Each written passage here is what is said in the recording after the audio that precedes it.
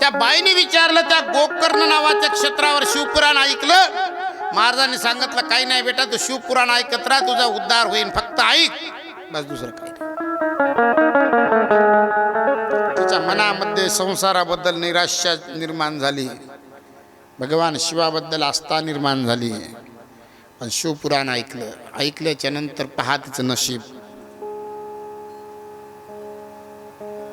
कैलासात गेली मेल्याच्या नंतर, आणि महादेवाची पार्वतीच्या सेवेमध्ये नंबर लागला. माता पार्वतीला आंघोळ घालायचं, केस विंचरून द्यायचे, मेकअप करून द्यायचा. कोणाचा? माता पार्वतीचा. तिच्या मागं काम लागलं माता पार्वतीचं. रोज एक दिवस भगवान शंकर माता पार्वती बसून आहे, दोघ जण गप्पा गोष्टी चालत आहे, हसत आहे. तर तिलाही तिच्या जीवनातला लग्न झाल्यावरचा नवा भूतकाळ आठवला. म्हणे, खरंच नवं लग्न झालं तर काय, म्हणे, माझ्या पतीचं माझ्यावर प्रेम होतं, काय गप्पा करत होतो आम्ही, काय गोष्टी करत होतो, काय हसत होतो. त्या गोष्टीच्या विचारामध्ये खूप दूर चालली गेली, आणि इतक्या दूर गेली की तिला ते हळूहळू पती कसा वाईट मार्गाने गेली, पतीचा पाहून हे कशी वाईट मार्गाने गेली, आणि दोघाच्या वाईट मार्गाने गेल्यामुळं संसाराचं वाटोळं झालं. इथपर्यंत ते गुंगून गेली विचारातनी. माता पार्वतीनं आवाज दिला, बरेच आवाज दिले, चंचुला. महादेवाच्या पार्वतीकडे लक्ष नाही आहे.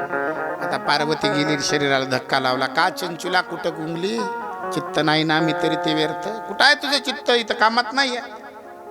नाही म्हणे, कुठंच नाही म्हणे, थोडासा विचार करत होती. कशाचा विचार आहे? सांगितलं. आणि माते, सगळं तुला माहीत आहे, पण तरी विचारते म्हणून सांगतो.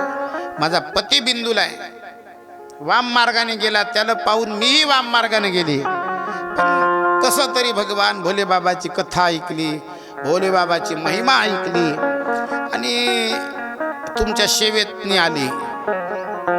तर आज तुम्ही ज्यावेळेस बाबा भोले बाबा सोबत बसून होत्या, त्यावेळेस तुम्हाला पाहून माझ्याही मनामध्ये थोडंसं पतीबद्दल भाव निर्माण झाला, आणि ते आठवण आली.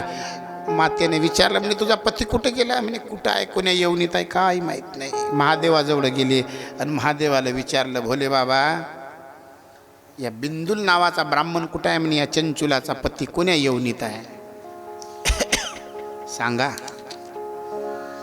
त्यावेळेस सांगितलं, नरकात आहे, नरकात. नरकातून त्याचा उद्धार कसा होईल, नरकातून ते बाहेर कसा निघन, सांगा. त्यावेळेस सांगितलं, या चंचुलाने गोकर्ण नावाच्या तीर्थावर जाऊन जे शिवपुराण कथा ऐकली होती, तेच शिव महापुराण कथा पुन्हा ऐकावं लागल. आणि पुन्हा ऐकत असताना ते शिव महापुराण कथा कोणाच्याही मुखातून ऐकायची नाही आहे. मग तुंबरुक नावाचे एक मुनी आहे. काय नाव आहे त्याचं? तुंबरुक ऋषी. तुंबरुकजीच्या तोंडातून शिव महापुराण कथा ऐकायची आहे, आणि हातात पाणी घेऊन संकल्प करायचा. यज्ञाला कोण कोण बसले होते, हातवरी करा, हातची जोड्या. लाजू नका, मी तुम्हाला काय डबल फी थोडी मागणार आहो. जेवताना असेच लाजता का? जे कोणी बसले असेल ते चला ठीक आहे, पण सगळ्याच जणांना बसायचं आहे बरं. कशाला? कशाला? यज्ञाला, हो मला, हा तेच म्हणतो. ज्यावेळेस तुम्ही पूजेला बसले त्यावेळेस तुमच्या हातामध्ये एक फूल घेतलं होतं तुम्ही. त्या ब्राह्मणाने मंत्र म्हणले होते, ओम विष्णवे नमः, ओम विष्णवे नमः, ओम विष्णवे नमः. 3 वेळ मंत्र म्हणून तुम्हाला संकल्प दिला होता. तुमचं नाव विचारलं होतं, तुम्हाला गोत्र विचारलं होतं, आणि हे यज्ञ कशासाठी करताय त्याचा संकल्प दिला होता. दिला होता ना? दिला होता की नाही? हा.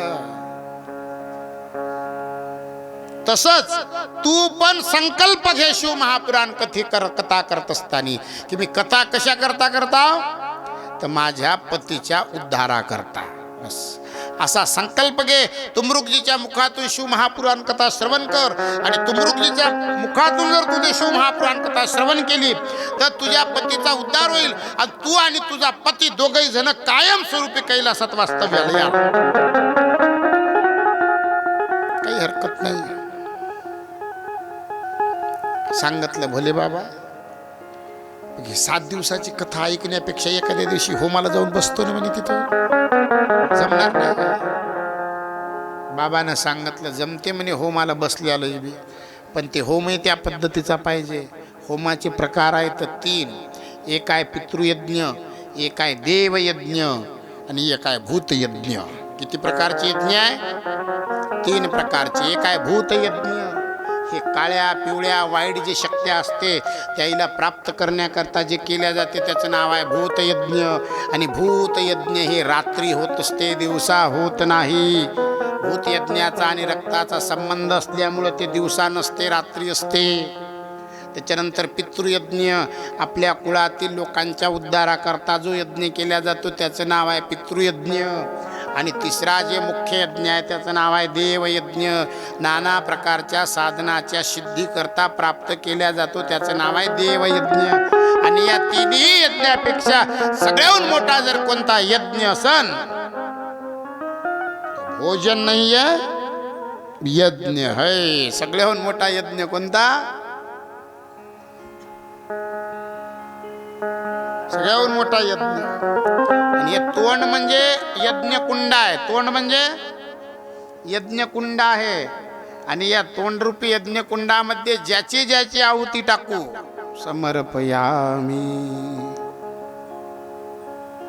लक्षात. मग आपण कोणता यज्ञ करता?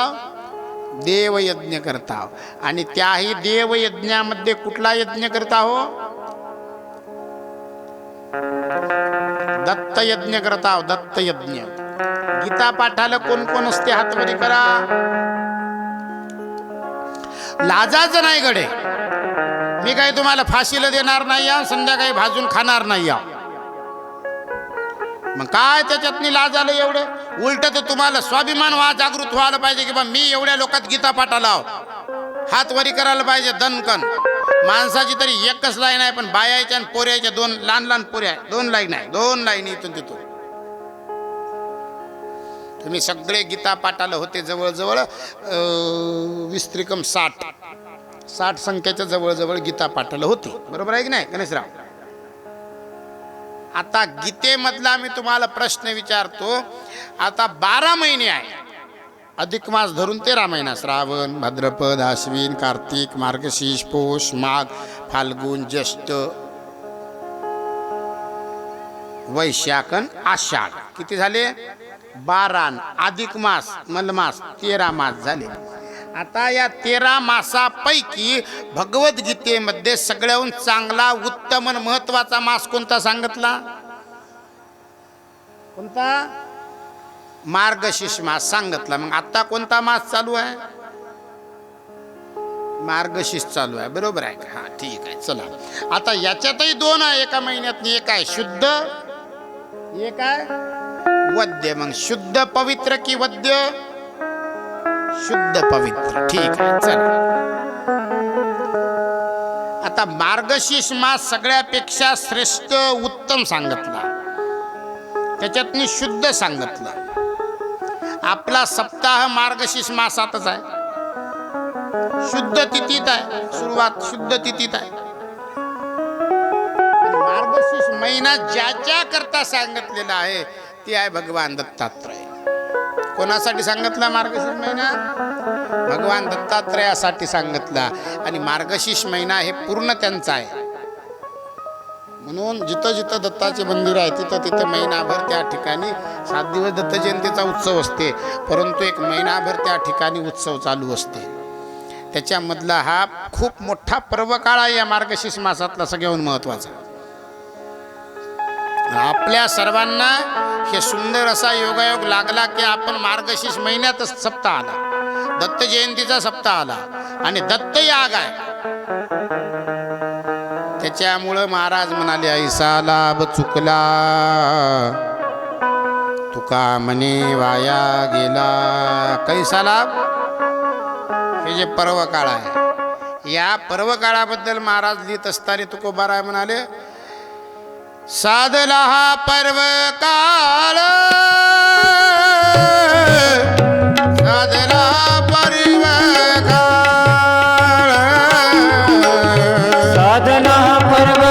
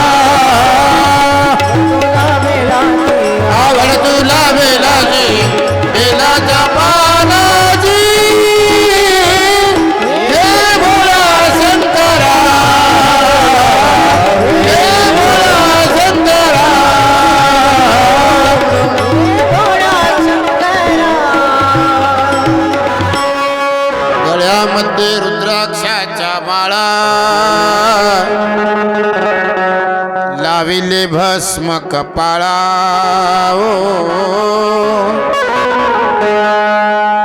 रुद्राक्ष आवडते शरीरावर महादेवाच्या पाक किती रुद्राक्ष आहे अंगावर भस्माच्या रेषा जेवढ्या आहे त्याच्यापेक्षा 3 पट जास्त रुद्राक्ष आहे आणि भस्माच्या रेषा ही त्रिपुंडी असते त्रिपुंडी म्हणजे 3 बोटाने वडायचं असतं तर आपण भस्म कोणी लावत नाही ते भाग वेगळा शिव महापुराण कथा चालू आहे बाईने भस्म लावून आलं पाहिजे माणसाने भस्म लावून आलं पाहिजे महादेव चिता भस्म लावते नका तुम्ही मेलेल्या माणसाचं मागरा कोंडा लावू इच्छा असेल तर लावा मला काही नाही नसन चिता भस्म लावायचं तर साधं तर भस्म लावा भस्म लावण्याची पद्धत आहे कसंही उठलं की सुटलं थोडी जमते भस्म लावा काही काही गोष्टीचे नियम आहे कळणं महत्वाचं आहे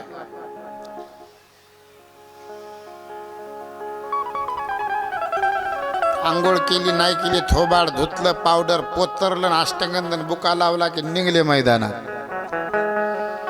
तसं नाही जमत काही अरे भस्मच लावणे म्हणजे आंघोळ आहे काही गरज नाही आंघोळीची भस्म लावणे म्हणजेच आंघोळ आहे आंघोळीची गरज नाही आहे महादेवाच्या मंदिरात भस्म लावून जरी गेले तुम्ही उठल्याबरोबर तरी तुमची आंघोळ झाली भस्माची आंघोळ आहे सगळ्याहून महत्वाची मी अगोदरच सांगितलं भस्म पवित्र आहे त्याला आणि पवित्र असल्यामुळे ते लावल्याच्या नंतर शुद्धी झाली आणि शुद्धी झाली म्हणून साधू समाज हे पूर्ण वेळ भस्म लावून राहत असते सकाळी चंदन लावलं तरी संध्याकाळी भस्म लावते आणि भस्म आरती आहे पवित्र होते त्याने लावण्याची प्रथा ही अंगठा आहे भस्म पहिले अंगठ्याला लागला पाहिजे लागला अंगठ्याला हे इथून असं हे इथपर्यंत आलं पाहिजे हे असं नख आपल्याकडं हे असं इथून इथपर्यंत आलं पाहिजे त्याच्यानंतर हात फिरून उभा भंडारा घेतला पाहिजे भस्माचा त्याच्यानंतर या 3 बोटाने घासाचा आहे पुन्हा हे असं फिरून असं आलं पाहिजे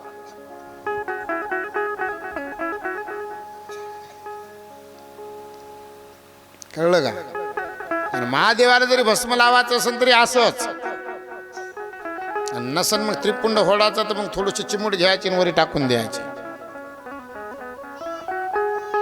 अलग लक्षात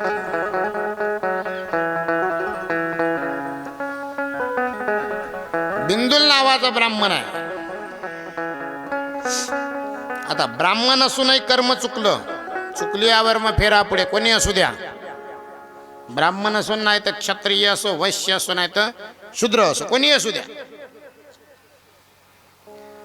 जे नियमाने चुकला विषय संपला आणि आजच्या काळामध्ये त्याही काळामध्ये जन्माने ब्राह्मण नाही कर्माने ब्राह्मण होता आलं का ध्यानात तुमच्या जन्माने ब्राह्मण राहून काय करायचं सगळंच चालतंय काय फायदा आहे काही फायदा नाही म्हणजे भिकाजी बाबा नेहमी कीर्तनात सांगत होते, बाहेरचं बिस्किट जरी खात असन तरी कर्म चुकला, पाया पडायच्या नाही. आता इलाज नाही, काय करा. पुन्हा ज्ञानेश्वरीतने सांगितलं, ब्रह्म जाणीत्या ब्राह्मणा, जे ब्रह्म जाणते त्याचं नाव आहे ब्राह्मण.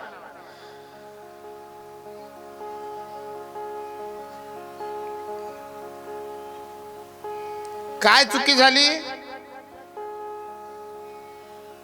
तर घरी पत्नी आहे, मुलगा आहे, यायचा विचार सोडून बाहेरच्या स्त्रीच्या मागे लागला. पत्नीनं बऱ्याच वेळ समजावून सांगितलं, पण पती जागेवर येत नाही म्हणून तिनंही ते ज्या धंद्याला लागला, तिनंही त्याच धंद्याचा स्वीकार केला. आपली पत्नी त्या विचाराधीन गेली, आपण या विचाराधीन गेलो. हे विचार करून करून त्या ठिकाणी असणारा बिंदुल नावाचा ब्राह्मण मरण पावला. आता पती मेला, वडील मेला, या कोपानं मुलगा मरण पावला. आता हे चंचूला एकलीच उरली. आता हिला मोठा विचार आहे की करावं काय, आता जाव कुठं. जोपर्यंत पती होता तोपर्यंत गावात मान मर्यादा इज्जत होती, कोणीतरी बोलत होतं. आता घरी बी काही नाही आहे, करावं काय. निघली बिचारी दरमजल करत फिरत फिरत. एका जागी शिवपुराण चालू होतं, मंडपात जाऊन शिवपुराण ऐकलं. शिवपुराणामध्ये चालू होते की बाबा महादेव कृपा करणारे आहे, सगळ्याचं कष्ट निवारणारे आहे, पण महादेवानं कृपा करावं याच्यासाठी काहीतरी करावं लागते. मग काय करावं तर काहीच नाही, भगवंताचं भजन सगळ्याहून श्रेष्ठ आहे, विषय सांग. हे सगळं कथेत ऐकलं. कथेत ऐकल्याच्या नंतर त्या ठिकाणी बिंदुल नावाच्या ब्राह्मणाची पत्नी, तिचं नाव चंचुला आहे, ते त्या कथाकाराजवळ गेली आणि सांगितलं, महाराज साधू संतांना, गुरूंना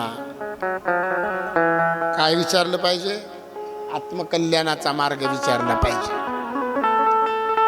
आता लोक इतके बैताळ आहे, जे विचारायचं ते विचारत नाही, जे नाही विचारायचं ते विचारल्याशिवाय राहत. एका बाईला 8वा 9वा महिना चालू होता. आता घरी बोलवलं चहा दूध घ्यासाठी. आम्ही गेल्याच्या नंतर मग गप्पा गोष्टी करत असताना त्या बाईने विचारलं, म्हणे महाराज तुम्हाला काही कळते का.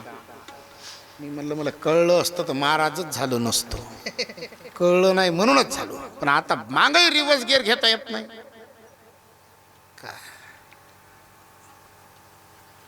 एक प्रश्न विचारू का. मी म्हणलं तुझी दक्षिणा येईपर्यंत 2ही विचार आणि 3ही विचार. एकदा दक्षिणा हातात आली की प्रश्नाचं उत्तरच राहील.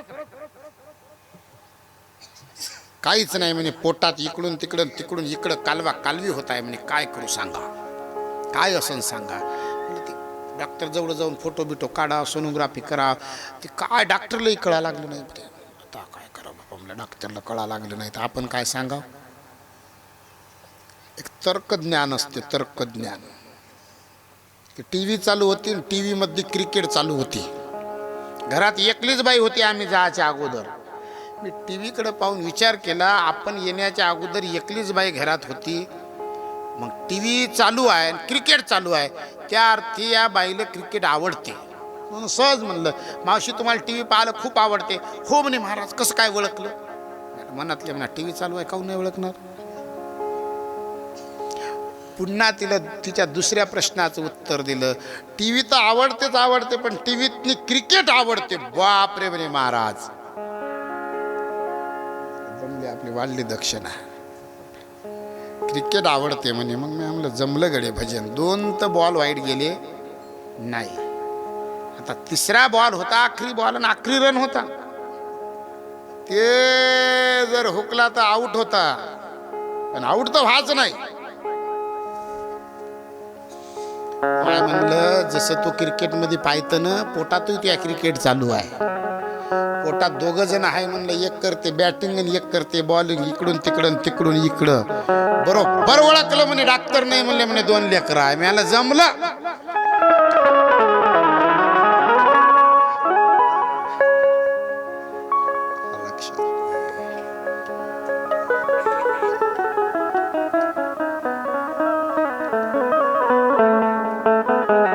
कई मी उदार पावेन, कई कृपा करिल नारायण.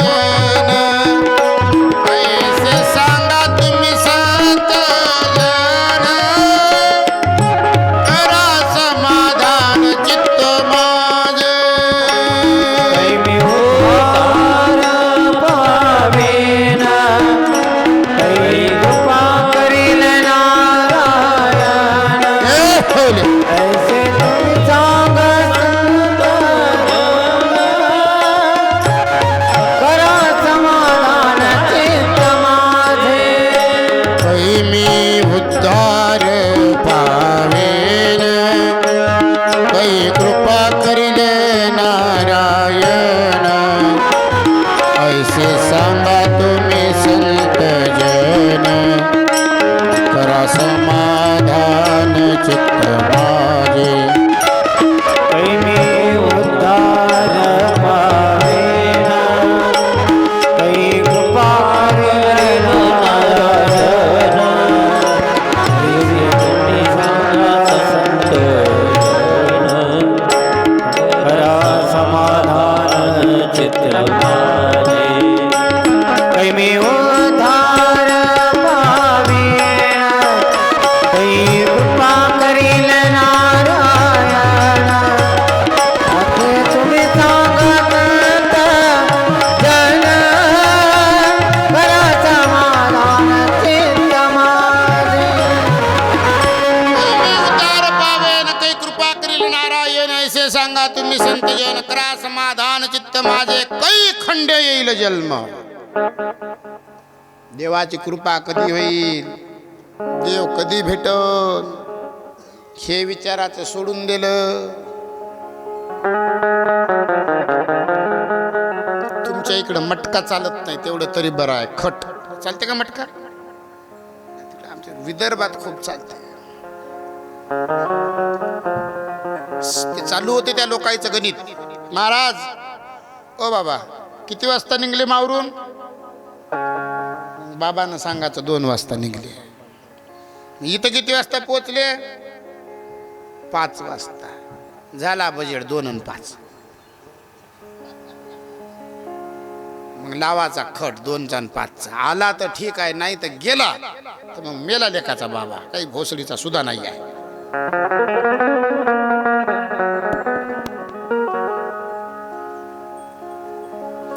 त्या बाईने विचारलं, त्या गोकर्ण नावाच्या क्षेत्रावर शिवपुराण ऐकलं? महाराजांनी सांगितलं काही नाही बेटा, तू शिवपुराण ऐकत राहा, तुझा उद्धार होईल, फक्त ऐक, बस दुसरं काही नाही. तिच्या मनामध्ये संसाराबद्दल निराशा निर्माण झाली, भगवान शिवाबद्दल आस्था निर्माण झाली. पण शिवपुराण ऐकलं. ऐकल्याच्या नंतर पहा तिचं नशीब. कैलासात गेली मेल्याच्या नंतर. आणि महादेवाची पार्वतीच्या सेवेमध्ये नंबर लागला. माता पार्वतीला आंघोळ घालायचं, केस विंचरून द्यायचे, मेकअप करून द्यायचा. कोणाचा? माता पार्वतीचा. तिच्या मागं काम लागलं माता पार्वतीचं. रोज एक दिवस भगवान शंकर माता पार्वती बसून आहे, 2 जण गप्पा गोष्टी चालत आहे, हसत आहे. तर तिलाही तिच्या जीवनातला लग्न झाल्यावरचा नवा भूतकाळ आठवला. म्हणे खरंच नवं लग्न झालं तर काय, म्हणे माझ्या पतीचं माझ्यावर प्रेम होतं, काय गप्पा करत होतो आम्ही, काय गोष्टी करत होतो, काय हसत होतो. त्या गोष्टीच्या विचारामध्ये खूप दूर चालली गेली. आणि इतक्या दूर गेली की तिला ते हळूहळू पती कसा वाईट मार्गाने गेली, पतीचा पाहून हे कशी वाईट मार्गाने गेली, आणि दोघाच्या वाईट मार्गाने गेल्यामुळं संसाराचं वाटोळं झालं. इथपर्यंत ते गुंगून गेली विचारातनी. माता पार्वतीनं आवाज दिला, बरेच आवाज दिले, चंचुला. महादेवाच्या पार्वतीकडे लक्ष नाही आहे. आता पार्वती गेली, शरीराला धक्का लावला. का चंचुला, कुठं गुंगली? चित्त नाही ना मी तरी ते व्यर्थ. कुठं आहे तुझं चित्त? इथं कामात नाही आहे. नाही म्हणे, कुठंच नाही म्हणे, थोडासा विचार करत होती. कशाचा विचार आहे? सांगितलं, माते सगळं तुला माहीत आहे, पण तरी विचारते म्हणून सांगतो. माझा पती बिंदूला आहे, वाम मार्गाने गेला, त्याला पाहून मीही वाम मार्गाने गेली. पण कसं तरी भगवान भोले बाबाची कथा ऐकली, भोले बाबाची महिमा ऐकली, आणि तुमच्या सेवेतनी आली. तर आज तुम्ही ज्यावेळेस बाबा भोले बाबा सोबत बसून होत्या, त्यावेळेस तुम्हाला पाहून माझ्याही मनामध्ये थोडंसं पतीबद्दल भाव निर्माण झाला, आणि ते आठवण आली. मातेने विचारलं, म्हणजे तुझा पती कुठे गेला? म्हणजे कुठं आहे, कोण्या येवणीत आहे, काय माहीत नाही. महादेवाजवळ गेले आणि महादेवाला विचारलं, भोले बाबा या बिंदुल नावाचा ब्राह्मण कुठं आहे? म्हणे या चंचुलाचा पती कोण्या येवणीत आहे, सांगा. त्यावेळेस सांगितलं, नरकात आहे, नरकात. नरकातून त्याचा उद्धार कसा होईल, नरकातून ते बाहेर कसा निघेल सांगा. त्यावेळेस सांगितलं, या चंचुलाने गोकर्ण नावाच्या तीर्थावर जाऊन जे शिवपुराण कथा ऐकली होती तेच शिव महापुराण कथा पुन्हा ऐकावं लागल. आणि पुन्हा ऐकत असताना ते शिव महापुराण कथा कोणाच्याही मुखातून ऐकायची नाही आहे. मग तुंबरुक नावाचे एक मुनी आहे. काय नाव आहे त्याचं? तुंबरुक ऋषी. तुंबरुकजीच्या तोंडातून शिव महापुराण कथा ऐकायची आहे. आणि हातात पाणी घेऊन संकल्प करायचा. यज्ञाला कोण कोण बसले होते हातवरी करा हातच्या जोड्या. लाजू नका, मी तुम्हाला काय डबल फी थोडी मागणार आहो. जेवताना असेच लाजता का? जे कोणी बसले असेल ते चला ठीक आहे, पण सगळ्याच जणांना बसायचं आहे बरं. कशाला कशाला? यज्ञाला, हो मला, हा तेच म्हणतो. ज्यावेळेस तुम्ही पूजेला बसले त्यावेळेस तुमच्या हातामध्ये एक फूल घेतलं होतं तुम्ही. त्या ब्राह्मणाने मंत्र म्हणले होते, ओम विष्णवे नमः, ओम विष्णवे नमः, ओम विष्णवे नमः. 3 वेळ मंत्र म्हणून तुम्हाला संकल्प दिला होता. तुमचं नाव विचारलं होतं, तुम्हाला गोत्र विचारलं होतं, आणि हे यज्ञ कशासाठी करताय त्याचा संकल्प दिला होता. दिला होता ना? दिला होता की नाही? हा. तसंच तू पण संकल्प घे शिव महापुराण कथा करत असताना की मी कथा कशा करता तर माझ्या पतीच्या उद्धारा करता. बस असा संकल्प घे. तुंबरुकजीच्या मुखातून शिव महापुराण कथा श्रवण कर. आणि तुंबरुकजीच्या मुखातून जर तुझे शिव महापुराण कथा श्रवण केली तर तुझ्या पतीचा उद्धार होईल. आणि तू आणि तुझा पती दोघही जण कायम स्वरूपी कैलासात वास्तव्याला या. काही हरकत नाही. सांगितलं भोले बाबा, 7 दिवसाची कथा ऐकण्यापेक्षा एखाद्या दिवशी होमाला जाऊन बसतो ना म्हणे, तिथं जमणार नाही का? बाबानं सांगितलं जमते म्हणे होमाला बसलेलं बी, पण ते होमही त्या पद्धतीचा पाहिजे. होमाचे प्रकार आहेत 3. एक आहे पितृयज्ञ, एक आहे देवयज्ञ, आणि एक आहे भूतयज्ञ. किती प्रकारचे यज्ञ आहे? 3 प्रकारचे. एक आहे भूतयज्ञ. हे काळ्या पिवळ्या वाईट जे शक्ती असते त्याला प्राप्त करण्याकरता जे केल्या जाते त्याचं नाव आहे भूतयज्ञ. आणि भूतयज्ञ हे रात्री होत असते, दिवसा होत नाही. भूतयज्ञाचा आणि रक्ताचा संबंध असल्यामुळे ते दिवसा नसते, रात्री असते. त्याच्यानंतर पितृयज्ञ, आपल्या कुळातील लोकांच्या उद्धाराकरता जो यज्ञ केला जातो त्याचं नाव आहे पितृयज्ञ. आणि 3रा जे मुख्य यज्ञ आहे त्याचं नाव आहे देवयज्ञ. नाना प्रकारच्या साधनाच्या सिद्धीकरता प्राप्त केल्या जातो त्याचं नाव आहे देवयज्ञ. आणि या 3ही यज्ञापेक्षा सगळ्याहून मोठा जर कोणता यज्ञ असन,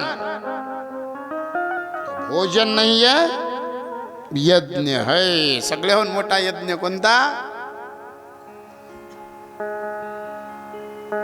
सगळ्याहून मोठा यज्ञ. आणि हे तोंड म्हणजे यज्ञकुंड आहे. तोंड म्हणजे यज्ञकुंड आहे. आणि या तोंडरूपी यज्ञकुंडामध्ये ज्याची ज्याची आहुती टाकू समर्पयामी. लक्षात. मग आपण कोणता यज्ञ करता? देवयज्ञ करता. आणि त्याही देवयज्ञामध्ये कुठला यज्ञ करता हो? दत्त यज्ञ करता. दत्त यज्ञ. गीता पाठाला कोण कोण असते हातवरी करा. लाजाचं नाही गडे. मी काही तुम्हाला फाशीला देणार नाही या, संध्याकाळी भाजून खाणार नाही या. मग काय त्याच्यात लाज आलं एवढं? उलट तर तुम्हाला स्वाभिमान जागृत व्हायला पाहिजे की बा मी एवढ्या लोकात गीता पाठाला हात वरी करायला पाहिजे. दणकन माणसाची तरी एकच लाईन आहे, पण बायाच्या आणि पोऱ्याच्या 2 लहान लहान पोऱ्या 2 लाईन आहे. 2 लाईन इथून तिथून. तुम्ही सगळे गीता पाठाला होते जवळजवळ 20-60 संख्येच्या जवळजवळ गीता पाठाला होती. बरोबर आहे की नाही गणेशराव? आता गीतेमधला मी तुम्हाला प्रश्न विचारतो. आता 12 महिने आहे. अधिक मास धरून 13 महिना. श्रावण, भाद्रपद, आश्विन, कार्तिक, मार्गशीर्ष, पौष, माघ, फाल्गुन, ज्येष्ठ, वैशाख, आषाढ. किती झाले? 12. अधिक मास मलमास 13 मास झाले. आता या 13 मासापैकी भगवद्गीतेमध्ये सगळ्याहून चांगला, उत्तम आणि महत्वाचा मास कोणता सांगितला? कोणता? मार्गशीर्ष मास सांगितला. मग आता कोणता मास चालू आहे? मार्गशीर्ष चालू आहे, बरोबर आहे का? हा, ठीक आहे. चला, आता याच्यातही 2 आहे एका महिन्यात. एक आहे शुद्ध, एक आहे वद्य. मग शुद्ध पवित्र की वद्य? शुद्ध पवित्र. ठीक आहे, चला. आता मार्गशीर्ष मास सगळ्यापेक्षा श्रेष्ठ, उत्तम सांगितला. त्याच्यात मी शुद्ध सांगितलं. आपला सप्ताह मार्गशीर्ष मासातच आहे, शुद्ध तिथीत आहे. सुरुवात शुद्ध तिथीत आहे. मार्गशीर्ष महिना ज्याच्या करता सांगितलेला आहे ते आहे भगवान दत्तात्रय. कोणासाठी सांगितला मार्गशीर्ष महिना? भगवान दत्तात्रयासाठी सांगितला. आणि मार्गशीर्ष महिना हे पूर्ण त्यांचा आहे. म्हणून जिथं जिथं दत्ताचे मंदिर आहे तिथं तिथं महिनाभर त्या ठिकाणी 7 दिवस दत्त जयंतीचा उत्सव असते, परंतु एक महिनाभर त्या ठिकाणी उत्सव चालू असते. त्याच्यामधला हा खूप मोठा पर्व काळ आहे या मार्गशीर्ष मासातला, सगळ्याहून महत्वाचा. आपल्या सर्वांना हे सुंदर असा योगायोग लागला की आपण मार्गशीर्ष महिन्यातच सप्ताह आला, दत्त जयंतीचा सप्ताह आला आणि दत्त याग आहे. त्याच्यामुळं महाराज म्हणाले, ऐसा लाभ चुकला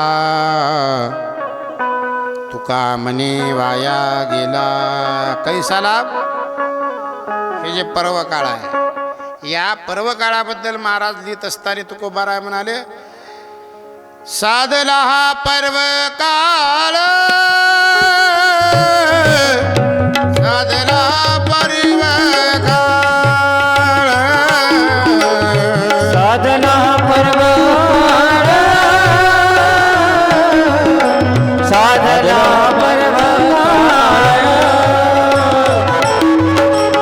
साधला पर्व काळ, साधला पर्व काळ,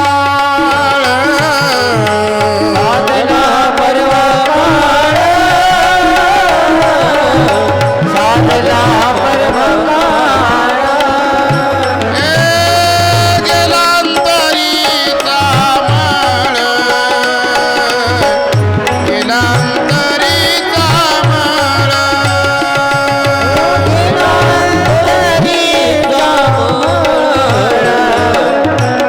गेलांतरीचा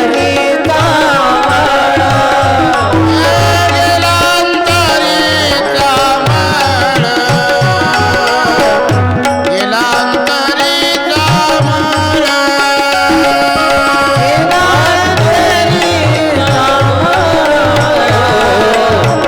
गेलांतरीचा मळ. साधला हा पर्व काळ,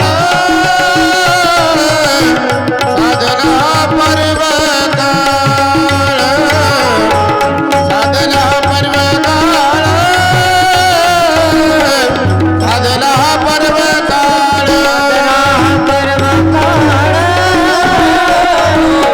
साधला पर्व काळ,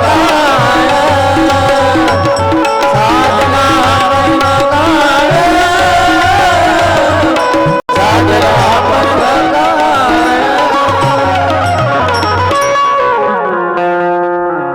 आज हे जे आपला कार्यक्रम चालू आहे, हे एक आपल्या संप्रदायाच्या दृष्टीने खूप मोठा पर्व काळ आहे. एक लक्षात घ्या, भगीरथानं स्वतःच्या सूर्यकुळातल्या राजांचा उद्धार होण्याकरता एक गंगा आणली मृत्यू लोकात. त्या गंगेचं नाव आहे भागीरथी. आपण भागीरथासारखी तपस्या करून गंगा आणू शकत नाही, पण भागीरथापेक्षाही श्रेष्ठ काम केलं. निश्चित त्यानं गंगा आणली होती, आपण त्या ठिकाणी ज्ञान गंगा आणली. आलं का ध्यानात? महाराज म्हणाले, साधला हा पर्व काळ. असा पर्व काळ साधल्याच्या नंतर गेला अंतरीचा मळ. नाही तर मग महाराज यालाच बोलवते आणि यालाच काम सांगते. तेच जवळचं आहे, तेच दूरचं आहे. एक लक्षात घ्या, आमच्या जवळचाही कोणीच नाही आहे आणि आमच्या दूरचाही कोणीच नाही. काम झाला आणि वैदू मेला. आमची कथा तशी आहे. तुमच्याकडून आमचं काम साधलं की जयरामजी की तुम्ही तिकडं ना आम्ही इकडं. नाही रे लक्षात घे.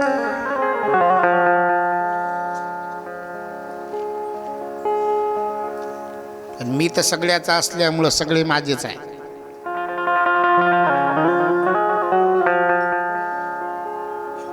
आणखीन सांगू का? सगळे आपले वाटण्याकरता माणसानं व्यापक विचार केला पाहिजे. जोपर्यंत तुम्ही व्यापक विचार करत नाही तोपर्यंत समाज तुम्हाला स्वीकारत नाही. समाजाने तुम्हाला स्वीकारावं असं जर तुम्हाला वाटत असेल तर अगोदर तुम्हाला व्यापक व्हावं लागेल. हे महत्वाचं आहे. आणि हेच शिवमहापुराण कथा शिकवते. भगवान भोले बाबा किती व्यापक आहे. जे त्यांचं भजन करते त्यालाही जवळ, जे भजन करत नाही त्यालाही जवळ, आणि त्यांच्या विरोधात जे वागते त्यालाही जवळ. बस विषय संपला. त्याचं नाव आहे महादेव. ब्रह्मदेवाची विष्णूची भांडण लागली. आता तुमची आमचे भांडण लागणं ठीक आहे. देवाचे भांडण लागावं का?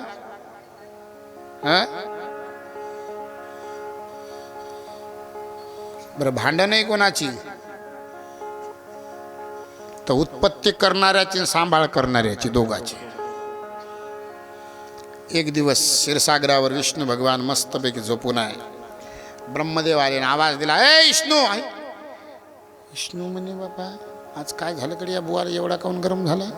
डायरेक्ट नावच घेत आहे म्हणे. कवाच नाव घेतलं नाही. बाबा महाराज देवा म्हणते म्हणे आज नाव घेत आहे.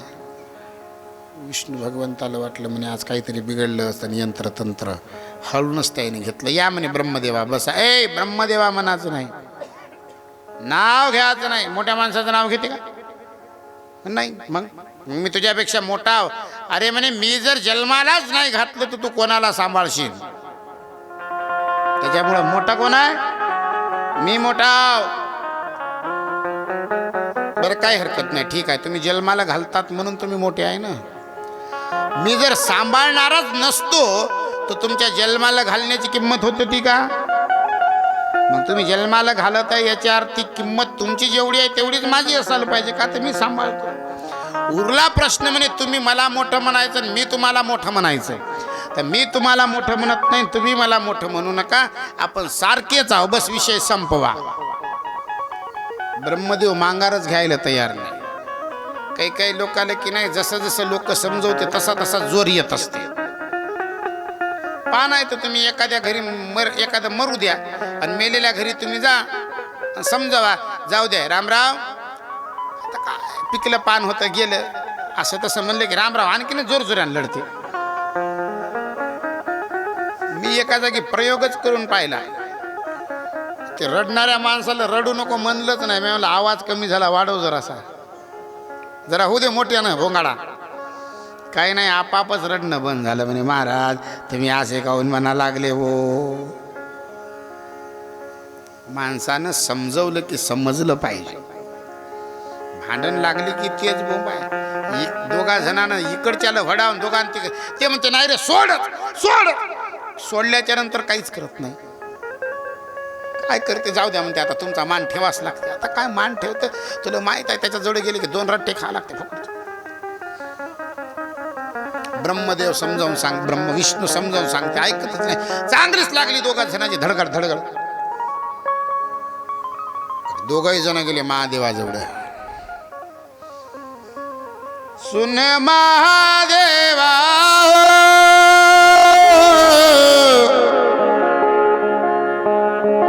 कर सेवा.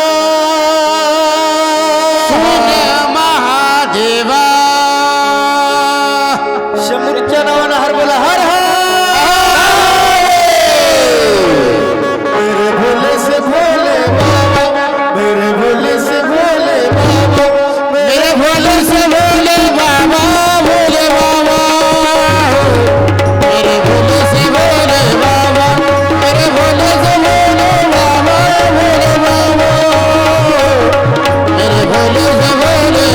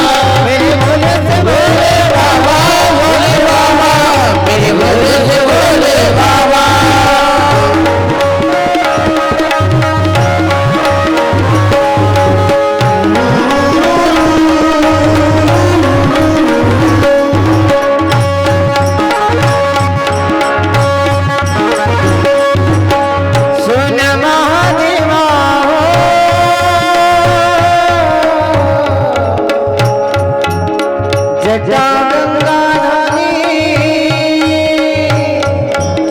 सुन महादेवा तुझ्या नावाला हर बोला तूने काहे को धुनी रमेलो तूने काहे को धुनी रमेलो भोले बाबा मेरे भोले से भोले बाबा भोले से भोले बाबा भोले बाबा मेरे भोले से भोले बाबा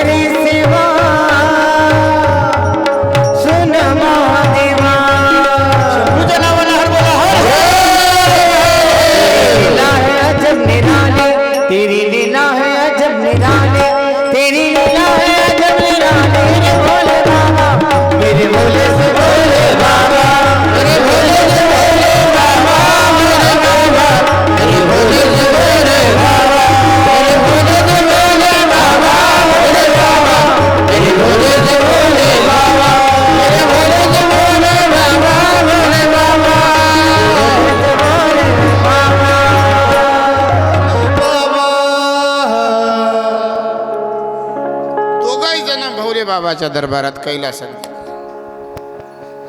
आणि दोघांनी दोघांचं मत सांगितलं. भांडण कशामुळे निर्माण झाले? ब्रह्मदेव म्हणता भोले बाबा माझ्या एवढा मोठा विष्णू नाही आहे आणि विष्णू सांगत आहे भोले बाबाला की हे भोले बाबा माझ्या एवढा ब्रह्मदेवही मोठा नाही आहे. भोले बाबानं भोलाच विचार केला. आता या दोघालाही वाटत आहो म्हणे आम्ही मोठा आहो आम्ही मोठे आहो पण वास्तविकता म्हणे हे दोघही जण मोठे नाही आहे मोठा तर मी आहे. जसं हे बोलून दाखवत आहे तसं मला बोलून दाखवता येणार नाही. मग काय करायचं? त्या दोघांनाही सांगितलं तुमच्यापैकी जो कोणी मोठा आहे मी सांगितलेल्या परीक्षेमध्ये तो जिंकेल आणि जो जिंकेल तोच मोठा असेल. काही हरकत नाही. मार्गशीर्ष महिन्याच्या पौर्णिमेच्या दिवशी आद्रा नक्षत्र आहे आणि मृत्यू लोकामध्ये पहिलं शिवलिंग निर्माण झालं. नाना प्रकारचे शिवलिंग आहे. आता नाना प्रकारच्या शिवलिंगाचे वर्णन सांगण्यापैकी 12 ज्योतिर्लिंग आहे. सौराष्ट्रे सोमनाथेंच श्रीशैले मल्लिकार्जुना. किती ज्योतिर्लिंग आहे? 12 ज्योतिर्लिंग आहे. या 12 ज्योतिर्लिंगापैकीही सगळ्याहून पहिले जो ज्योतिर्लिंग निर्माण झालं ते हे भांडण मिटवण्याकरता निर्माण झालं. मार्गशीर्ष महिन्यामध्ये आद्रा नक्षत्राच्या दिवशी पौर्णिमा आली आणि त्याच दिवशी जगाच्या पाठीवर पहिल्या शिवलिंगाची निर्मिती झाली. आणि तेही शिवलिंग एवढं मोठं आहे की खाली मृत्यू लोकात कुठपर्यंत पाताळात गेलं त्याचंही वर्णन नाही आहे आणि वरी कुठपर्यंत गेलं त्याचंही वर्णन नाही आहे. वरी एकाला पाठवलं आणि खाली एकाला पाठवलं. वरच्याला सांगितलं वरी कुठपर आहे त्याचा शोध घेऊन या आणि खालच्याला सांगितलं खाली कुठपर्यंत आहे त्याचा शोध घ्या. आता खाली ब्रह्मदेव गेले शोध घेण्याकरता आणि वरी विष्णू गेले. आता विष्णू भगवंत वरी एवढ्या गेले की त्याची परिसीमा संपली. पण परिसीमा संपूनही त्यांना त्या ठिकाणी असणार भोले बाबा कुठपर्यंत आहे आणि किती मोठे आहे कुठपर्यंत ते शिवलिंग आहे कळालंच नाही. ते थकून गेले. त्यानं सांगितलं म्हणे बाबा जीवाची आणखीन फजिता करून घेण्यापेक्षा लहानपण घेतलेलं बरं आणि मी लहान आहो म्हणून घेण्यात आपला फायदा आहे. तुका म्हणे व्हावे लहानावने लहान. ऐरावत हत्ती थोरण त्याची अंकुशाचा साधू संतांना देवाला काय मागितलं? हेचे दान देगा देवा.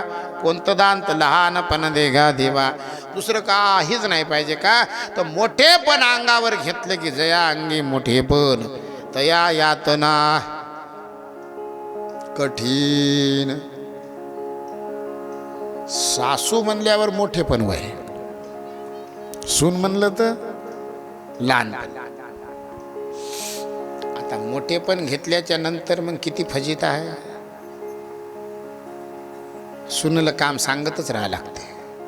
आणि तिनं जर म्हणलं मला पुरणाच्या पोळ्या करताच येत नाही तर इच्छा नसताना झटके घ्या लागते. मोठेपण बरं, मोठेपण एवढं आहे की सुनबाई म्हणते आज मामीजी काय, मामीजी की आत्याबाई, तेच आत्याबाई मामीजी जे काय ते कथा ऐकायला जाऊ का? आता नाही म्हणावं तर पाप आहे, जाय म्हणावं तरी पाप आहे. हिने विचार केला, म्हणले एक काम करा, हिलच पाठवून द्यावं, आपण जाव नाही. काहून? आपण जर गेलो आणि हिनं जर तुपाची वाटी भरून लपून ठेवली तर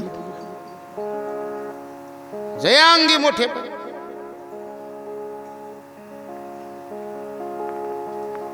पण माणसाला मोठेपणच आवडते, दुसरं काहीच नाही.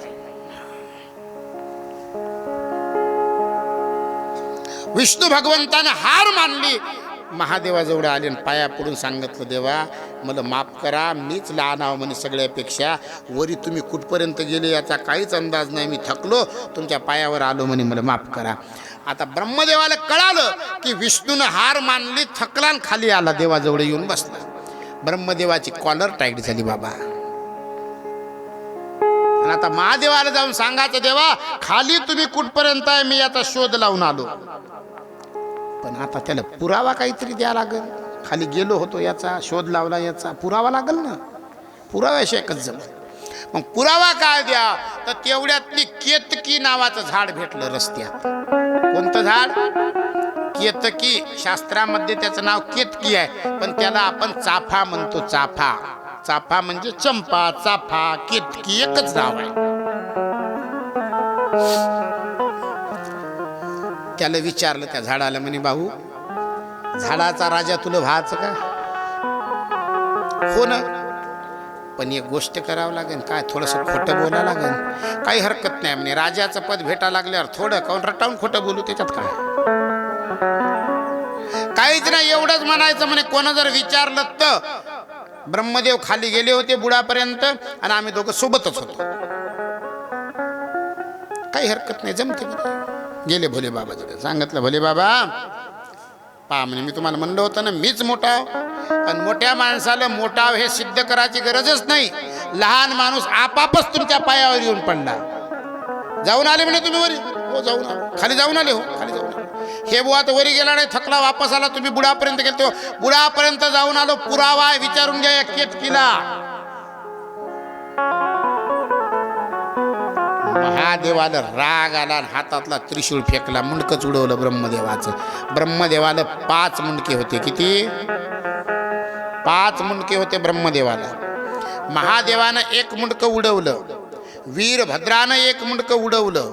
2 मुंडकं उडले तेव्हापासून आता ब्रह्मदेवाला 3च मुंडकी आहेत. किती शिर आहे? 1 शिर उडून टाकलं महादेवाला.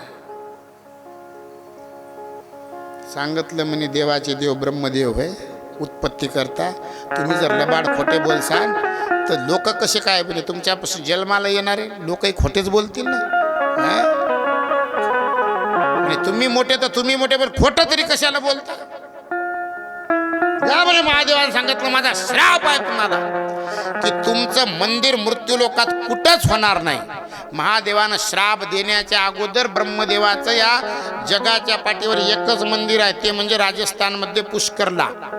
श्राप देण्याच्या अगोदर झालेलं आहे ते मंदिर, म्हणून आहे. आणि तेव्हापासून त्याच्यानंतर महादेवानं श्राप दिल्यामुळं ब्रह्मदेवाचं मंदिर कुठंच नाही. तुम्ही एवढ्या तीर्थाला जाता, कोणता देव ऐकला नाही, त्या देवाची मूर्ती विकत भेटते, पण ब्रह्मदेवाची मूर्ती भेटते का? तर शंकरानं श्राप दिला, तुमची पूजाच होणार नाही. श्राप दिला. ब्रह्मदेव पायावर पडले, चुकलो म्हणे, देवा माफ करा, डबल खोटं बोलणार नाही, बोलल्याशिवाय राहणार नाही.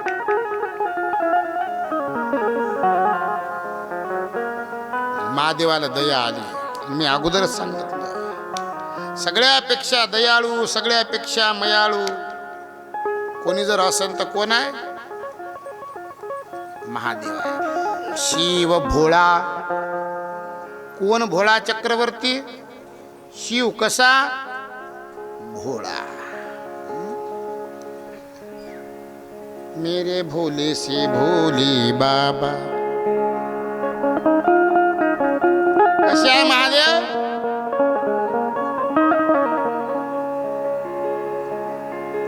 लगेच ब्रह्मदेव पायावर पडले, माफी मागितली आणि आशीर्वाद देऊन टाकला. जा म्हणे, आता तुम्हाला मी श्राप दिला, मृत्यू लोकात कुठंच तुमची पूजा होणार नाही, पण उपश्राप देतो म्हणे.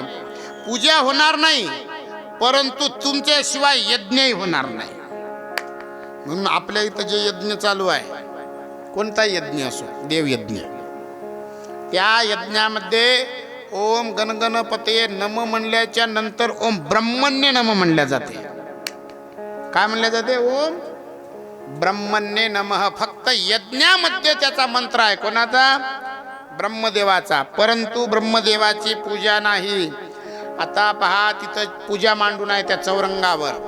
नवग्रह देवता आहे, षोडश मातृका आहे, सप्तमातृका आहे, अष्टदिक्पाल आहेत, क्षत्रपाल आहेत, सगळे देव मांडून आहे. पण ब्रह्मदेव नाही आहे. का? पूजा वर्ज्य आहे, आणि पूजा वर्ज्य असल्यामुळे ब्रह्मदेव नाही आहे. मग फक्त मंत्र आहे. ओम ब्रह्मण्ये नमः मंत्र आहे. श्राप दिला महादेवानं. म्हणून महादेवाला खोटं नाटं आवडत नाही. म्हणून माणसानं देवाच्या विषयी खोटं नाटं करायचं. बरं, महादेवाला नाही, कोण्याच देवाला आवडत नाही. हां,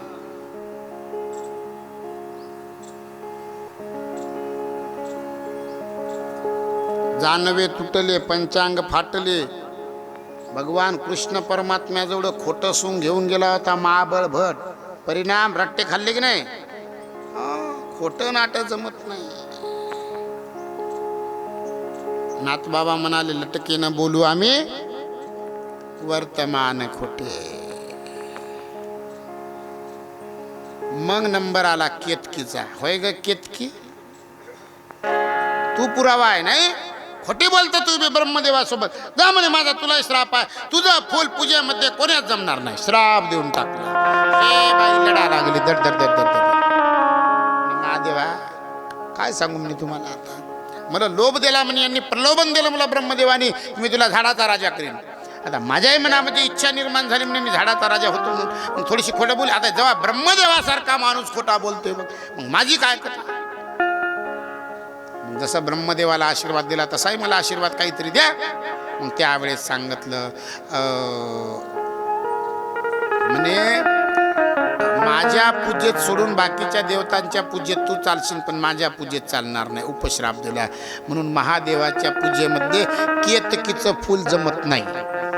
आता मी बरेच वेळ पाहिलं, आपल्या इथं बरेच केतकीचे झाडं होते, चाफ्याचे. इकडून इकडून मंदिराच्या पलीकडून बरेच झाडं होते. काय मी बऱ्याचदा पाहिलं, बरेच माणसं, बरेच बाया काय करत होते, मंदिरात आले की तिचं फूल तोडत होते, नेऊन वाहत होते. मी बऱ्याच वेळ पाहिलं. आता मी पाहिल्याच्या नंतर मला माहिती असल्यामुळं मी ते वाहू देणं म्हणजे मग त्या पापात मी सहभागी होणं. मग आता नाही म्हणलं तरी कोणी ऐकत नाही. मग याच्यासाठी पर्याय नाही, झाडं तोडून टाकले. जयराम. झाडच तोडून टाकल्यामुळं मला सांगायचं कामच उरलं नाही, वाहू नका म्हणून. आता त्यावेळेस सांगितलं, ऐकलं नाही, पण आता सांगत आहो, केतकीचं फूल महादेवाला जमत नाही. चला ठीक आहे, आणखीन सांगतो. बऱ्याच जणांच्या घरी तुळशी वृंदावन आहेत, आणि तुळशी वृंदावनामध्ये बऱ्याच जणांच्या घरी महादेवाची पिंड आहे. कोणाकोणाच्या घरी मी सांगत आहोत तशी पिंड नाही आहे, त्यानं हात खाली करा. सगळ्याचेच हात खाली आहे, त्या अर्थी सगळ्याच्याच घरी महादेवाची पिंड कुठं आहे? तुळशीत आहे. फक्त त्रिपुरारी पौर्णिमेच्या दिवशी महादेवाला तुळशीची मंजुळा, तुळशीचं पान वाहल्या जाते, आणि त्रिपुरारी पौर्णिमेच्या दिवशीच विष्णूचे जेवढे अवतार आहे, विठ्ठल असू द्या, कृष्ण असू द्या, राम असू द्या, वराह असू द्या, वामन असू द्या, याच्या मूर्त्या फोटो नाहीत, ते भाग वेगळा. पण आपल्या इथे विठ्ठलाची मूर्ती आहे, विठ्ठलाचा फोटो आहे, कृष्णाची मूर्ती आहे, कृष्णाचा फोटो आहे, रामाची मूर्ती आहे, रामाचा फोटो आहे. वळकी पाळकीचे देव असल्यामुळे सगळ्याच्याच घरी आहे.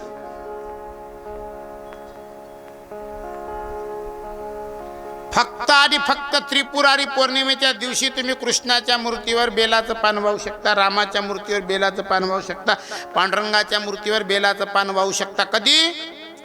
त्रिपुरारी पौर्णिमा. म्हणजे या पौर्णिमेच्या अगोदर 1 महिन्यानं जी पौर्णिमा आली होती तिचं नाव आहे त्रिपुरारी पौर्णिमा. त्रिपुरारी पौर्णिमा म्हणजेच कार्तिक पौर्णिमा. इथं कार्तिक स्नान संपते आणि तिथून मार्गशीर्ष महिना चालू होते पुढं. त्याच दिवशी रात्री फक्त महादेवाच्या पिंडीवर तुळशीचं पान, तुळशीची मंजुळा वाहण्याचा अधिकार आहे. बाकी दिवशी तुळशीचं पान, तुळशीची मंजुळा महादेवावर वाहू नये. दुसरा विषय, तुमच्या घरामध्ये तुम्ही देवाची पूजा करता ते पाणी आणून तुळशीला टाकता. तेही पाणी तुळशीच्या झाडाला टाकू नये. का? कदाचित तुमच्या देवपाठात महादेव आहे, महादेवाचं पाणी तुळशीला जमत नाही. कदाचित तुमच्या देवपाठामध्ये गणपती आहे, गणपतीचंही पाणी तुळशीला जमत नाही. आणि महादेवाचं पाणी तुळशीला जमत नाही, म्हणून तुळशीला महादेव दूर असला पाहिजे. तुळशीच्या जवळ असाव, पण तुळशीचं पाणी महादेवावर, महादेवाचं पाणी तुळशीवर गेलं नाही पाहिजे. बस याची दक्षता घ्या. आजपर्यंत माहित नव्हतं, माफ होतं. मांगील झाले पाहू नका. पुढे आम्ही नाही तुका किंवा ज्ञानोबारायाची भाषा जर सांगायची झाली, मांगे झाले ते अवघ्याची वाहून बाप रखमादेवीवर विठ्ठल नाव.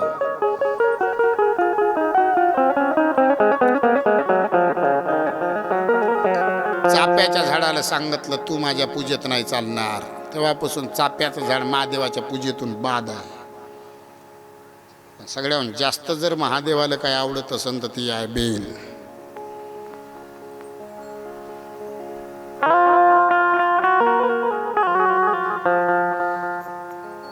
आवडते बेलाचे पान. काय? महादेवाला माझ्या, शंकराला माझ्या आवडते बेलाचे पान. आवडते बेलाचे पान. शंकराला माझ्या, महादेवाला माझ्या आवडते बेलाचे पान. आवडते बेलाचे पान.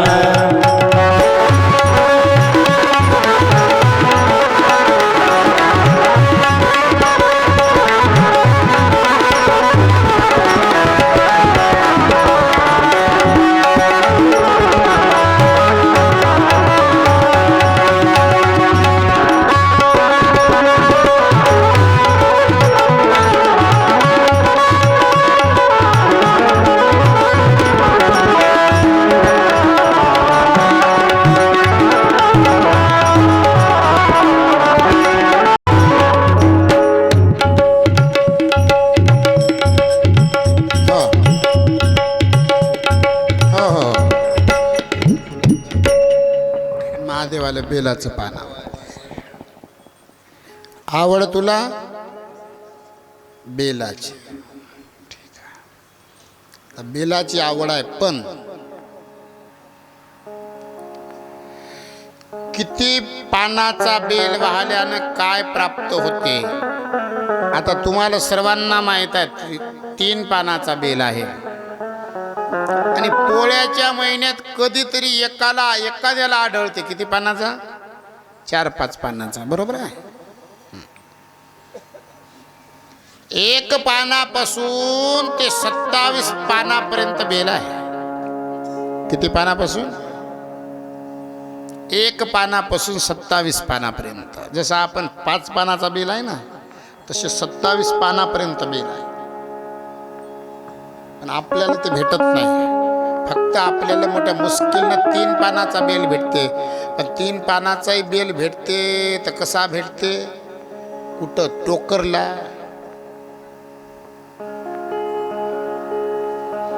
आणखीन एक शिव महापुराण कथेचं वैशिष्ट्य सांगितलं.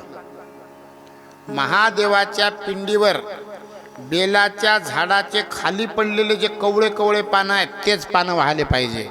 बेलाच्या झाडाचे पानं तोडून महादेवाला वाहू नये, हे महत्वाचं आहे.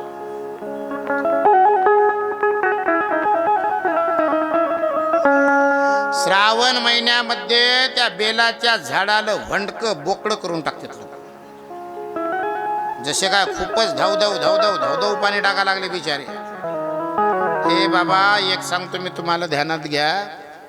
तुम्ही ज्या आरती झाडाला पाणी टाकत नाही त्या आरती तुम्हाला झाडाचं पानही तोडायचा अधिकार नाहीये. नका देऊ दूध तयामधील सार, ताकाचे उपकार तरी करा.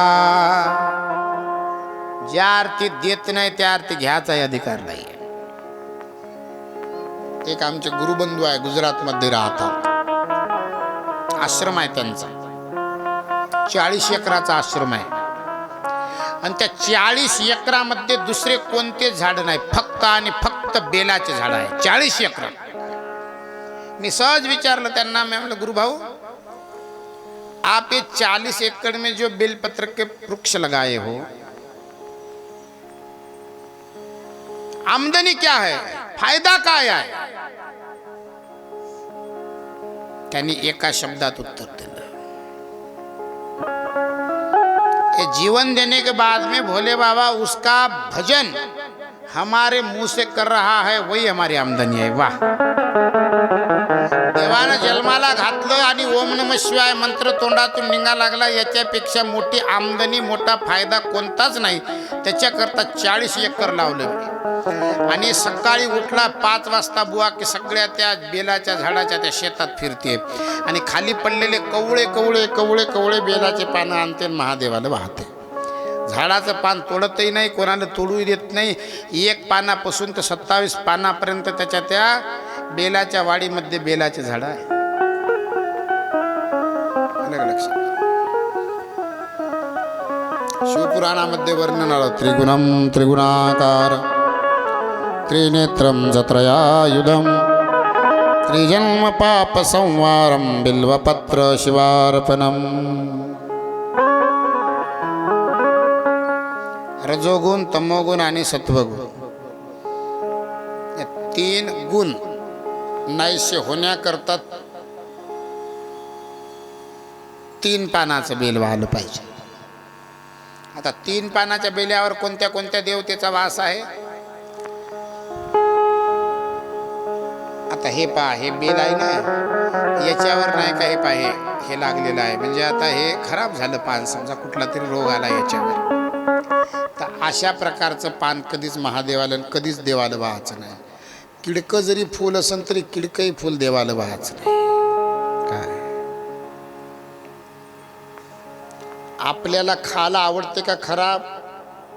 भाजीच्या दुकानात जर गेली आणि वांगे घ्यायचं ठरवलं, आता आपलं शिवपुराण कथा चालू आहे म्हणून वांग्याची भाजी आपल्या शिवपुराण कथेत होणार नाही 7 दिवस, ठीक आहे.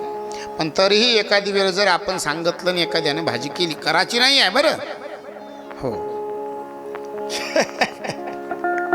नाही तर मग बाबांना शिवपुराणात सांगितलं बघ, असं होऊ नये. मग तुम्ही वांगे पाहून घेत असताना छिद्र पडलेले वांगे घेता का?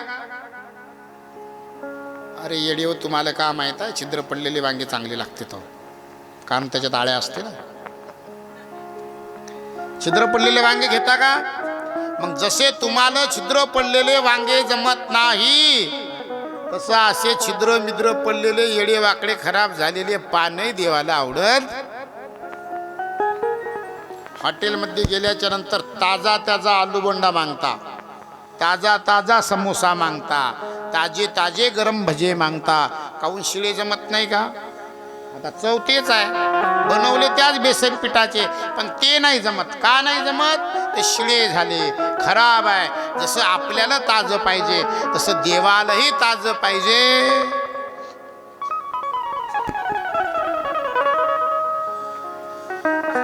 हे पान आहे बेलाचं. हे इथं आहे विष्णू, इथं आहे ब्रह्मदेवाना, इथं आहे महादेव. त्रिगुणम तिला त्रिगुणाकारम त्रिनेत्रम चत्रयायुधम त्रिजन्म पाप संवारम बिल्वपत्र शिवार्पणम. मनाचं वाच. एवढा मोठा मंत्र येते का तुम्हाला? नाही येत. नका म्हणू ओम नमः शिवाय म्हणा, जाऊ द्या, सोपं. त्रिशाके बिल्वपत्रस्य ह्यचिन्द्रे कोमले शुभे शिवपूजा करिष्यामि बिल्वपत्र शिवार्पणम्.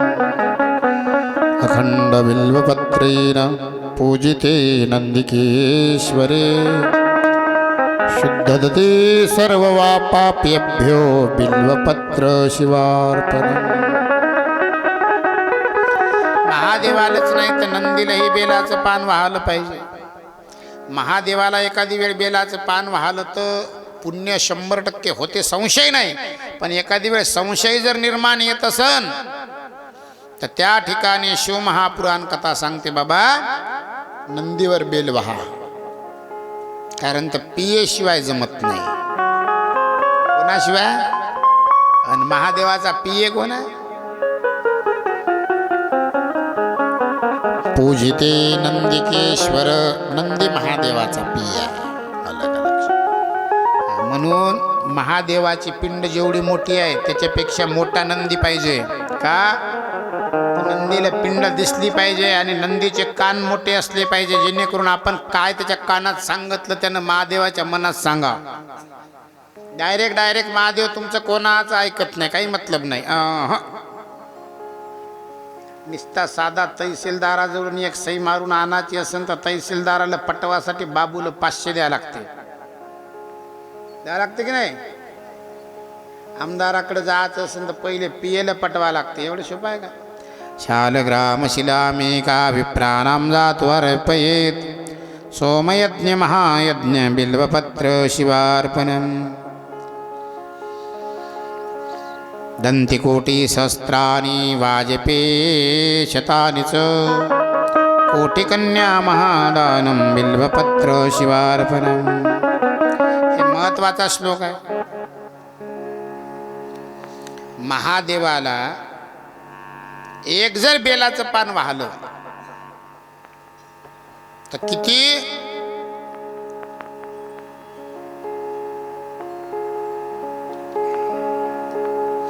हजारो करोडो हत्तीदान केल्याचं पुण्य मिळते एक बेलपान वाहल्यानं. इतकंच नाही, शेकडो वाजपेय यज्ञ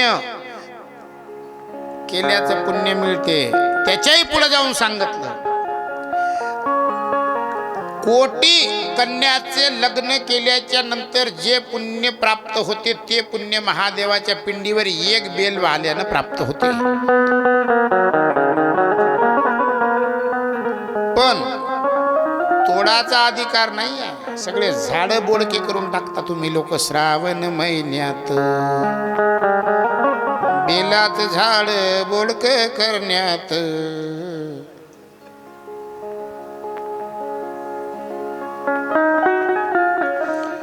लक्ष्म्यास्ततम् उत्पन्न महादेवस्य च प्रियं बिल्ववृक्ष प्रस्यामि बिल्वपत्र शिवार्पणम्.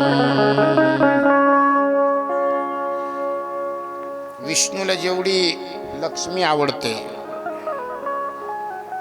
त्याच्यापेक्षा कितीतरी पटीनं महादेवाला पार्वतीपेक्षाही बेलाचं झाड आवडते. त्याच्यामुळं एक जर तुम्ही बेलाचं झाड लावलं तर महादेवाला पार्वती जेवढी आवडत नाही तेवढं बेलाचं झाड लावणार आवडते. शिवपुराण आजकाल लोक ऐका लागले. त्या दिवशी मी निवृत्ती भाऊ सोबत त्याच्या भावाच्या घरी गेलो होतो, तिथं त्या पुण्यामध्ये. तर त्यांनी पूजा पाय वगैरे धुतले, पूजा करत आहे. आरती करत असताना मी थोडंसं इकडं तिकडं नजर केली, ते एका कुंडीमध्ये मला एक छोटूसं बेलाचं झाड दिसलं. एक ताजी गोष्ट सांगत आहो, थोडी आत्ताचीच गोष्ट.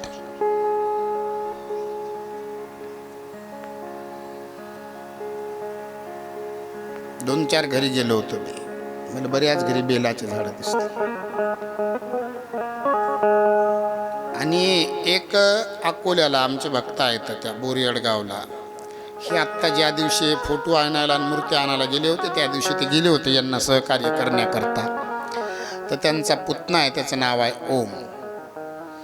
ते ओम कुठल्याही कोणाच्याही कार्यक्रमात बोलवलं तिथं जर गेला ना तर तिथं गेल्याच्या नंतर त्या माणसाला बेलाचं झाडच भेट देते, दुसरं काहीच देत नाही. त्यांनी एकल्याने शिवपुराण कथा ठेवली, आपली खर्च एकल्याने केला. ज्या वेळेस हे श्लोक म्हणत असताना त्याला अर्थ कळाला त्यावेळेसपासून त्यानं काय केलं, पुढं जे 2-4 दिवसाचे कीर्तनकार राहिले होते प्रत्येक कीर्तनकाराला श्रीफळ नाही दिलं, दक्षिणा द्यायची आणि एक बेलाचं झाड द्यायचं. वा. दर्शनम बिल्व वृक्षस्य, महत्वाचा श्लोक आहे, लक्षात ठेवा. दर्शनम बिल्व वृक्षस्य स्पर्शनम पापनाशनम अघोर पाप संवारम बिल्वपत्र शिवार्पण. दर्शनम बिल्व वृक्षस, बेलाचं दर्शन जरी झालं,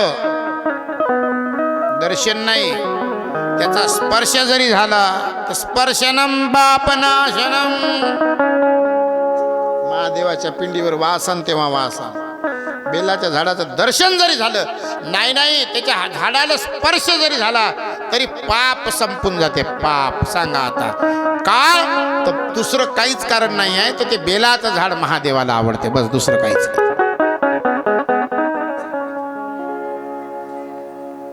त्याच्या पुढं जाऊन सांगितलं, मूलतो ब्रह्मरूपाय मध्यतो विष्णुरूपिणी अग्रत शिवरूपाय बिल्वपत्र शिवार्पणम. मी सांगितलं इकडं ब्रह्मदेव विष्णू महादेव तिघजण कसे वास करतात या श्लोकात. बिल्वाष्टकम विदम पुण्यम य पटे शिवसन्निधो सर्व पाप विनर्मुक्तम शिवलोकामवाप्या. इति बिल्वाष्टकम संपूर्ण. इतकी ताकद आहे बेलाच्या झाडात. बेलाचं पान तोडून व्हायची गरजच नाही आहे, फक्त बेलाच्या झाडाला हात लावा, दिसलं तरी नमस्कार केला. दर्शनम पापनाशनम, दर्शन जरी झालं स्पर्श जरी झाला तरी पाप संपलं. दर्शन झाल्यावर जर पाप संपत असेल तर वाल्यावर किती फायदा आहे. पण व्हायचं कोणतं, जे पडलं ते तोडून व्हायचं नाही.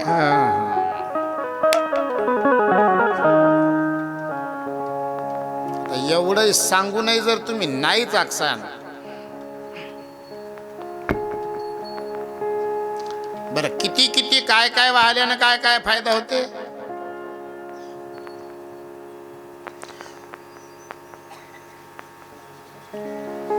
महादेवाचा अभिषेक केल्यानं आत्मशुद्धी होते. अभिषेक केल्यानं काय होते, आत्मशुद्धी होते. गंध अर्पण केल्यानं पुण्य प्राप्त होते. नैवेद्य अर्पण केल्यानं आयुष्य प्राप्त होते. धूप अर्पण केल्यानं धन प्राप्त होते. आणि आपल्याला धनच पाहिजे, याच्यासाठी काय अर्पण करत जा. आता धूप कोणचं अर्पण कर सांग. नाही तर काही काही धूप अशी आहेत नाकातनी त्याचा धूर गेल्या बरोबर उलटी व्हायला जो होते. असा जर धूर तुम्ही महादेवाला वाल, असा जर धूप महादेवाला वाल आणि महादेवाच्या जर नाकात धूर गेला की समजायचं तुमच्या पोटात त्रिशूळ खूप असतं.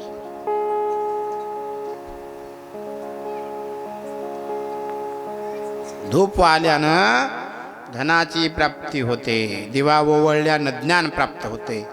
तांबूल अर्पण केल्यानं उत्तम भोग प्राप्त होतात. म्हणून जे महादेवाला आवडते ते महादेवाला समर्पित केलं पाहिजे.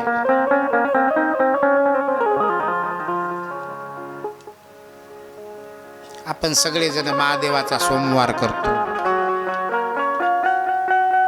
आणि आपल्याही संप्रदायात मी 2 व्रत सांगितले. कोणते कोणते, एकादशी आणि सोमवार. अम्मा व्रत ये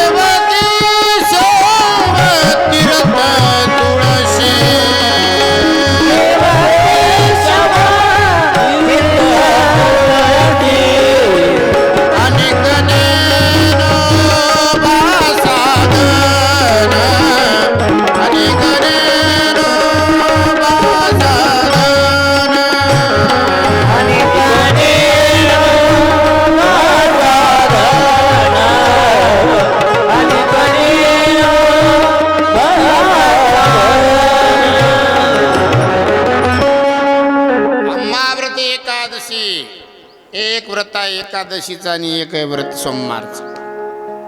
जमते ज्याला, प्रकृतीला सहन होते त्यानं केलं पाहिजे. आता दुनियामध्ये नाना प्रकारच्या व्याधी रोग निघाल्या, त्याच्यामुळं बऱ्याच जणांना शक्य नाही आहे.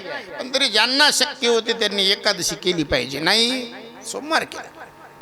का तर धनवाहक नावाचा गंधर्व आहे, त्याची पत्नी आहे स्वयंप्रभा. त्याला 8 मुलं आणि 1च मुलगी आहे. मुलीचं नाव आहे गंधर्वसेना. उपवर झाली, लग्नाला आली. वडिलांनी विचारलं धनवाहक नावाच्या गंधर्वानं, सांग म्हणे गंधर्वसेना, तुला कसा पती पाहिजे. आता तिला तिच्या सौंदर्याचा अभिमान होता. तिने सांगितलं, बाबा आता माझ्या स्वरूपाला शोभणारा तर मिळणं शक्यच नाहीये, कारण मी एवढी रूपवान आहे. तरी तुम्ही विचारता म्हणून सांगतो की माझ्या स्वरूपाच्या 100वा पट, 100वा भाग जरी त्याच्या शरीरात दिसणारा असला तरी मी त्याच्यासोबत लग्न करेन. पहा किती अभिमान आहे तिला शरीराचा, सौंदर्याचा. माणसाला अभिमान नसला पाहिजे. येताना घेऊन आलास काय, जाताना घेऊन जाशील काय, नको अभिमान करू भल्या मानसा. अभिमान नसला पाहिजे. कोणाजवळ संपत्ती आहे त्याला संपत्तीचा अभिमान आहे, कोणाजवळ शरीर आहे त्या शरीराचा अभिमान आहे, कोण सुंदर आहे त्याला सुंदरतेचा अभिमान आहे, कोणी ज्ञानी आहे कलाकार आहे त्याला कलेचा ज्ञानाचा अभिमान आहे. त्याला लक्षात नाही. अभिमान आला आणि तुका म्हणे वाया गेला, अभिमान गेला तुका म्हणे देव झाला. अभिमान नसला पाहिजे.